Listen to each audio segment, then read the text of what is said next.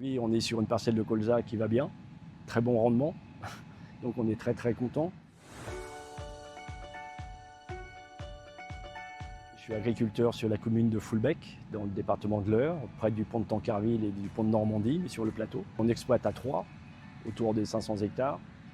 On fait en moyenne 70 à 80 hectares de colza tous les ans. En colza et rustique, on a un contrat quinquennal de 5 ans, avec les primes qui vont avec. Par rapport à l'alimentaire, il y a quand même un delta énorme au niveau du prix. C'est quand même encore une culture très rentable qu'il faut absolument garder. Donc là, aujourd'hui, on est en train de moissonner une parcelle de colza et rustique. Le colza, nous, avant de le moissonner, il faut avoir une idée de sa maturité.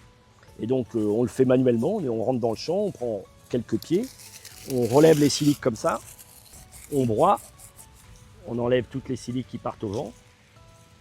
Et visuellement, vous triez pour essayer de trouver le minimum de grains rouges. Vous voyez, il y en a un ou deux là. En humidité, aujourd'hui, il fait 6 humidités, ce qui est formidable, parce que ça permet la conservation, etc., sans aucun souci. Un colza qui est très propre, quasiment aucune apport qui est à l'intérieur, c'était très bien.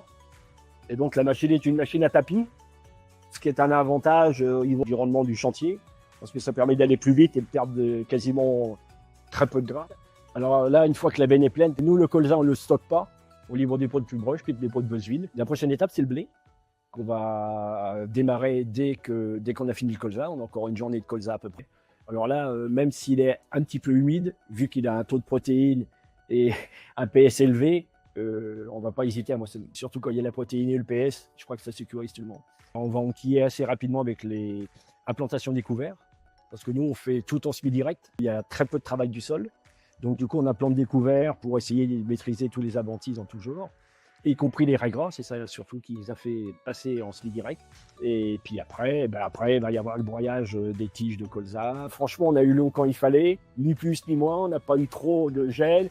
Le sec ne nous impacte pas trop. Certains disaient qu'on était dans un territoire béni des dieux, mais je crois qu'on a un petit peu raison ici.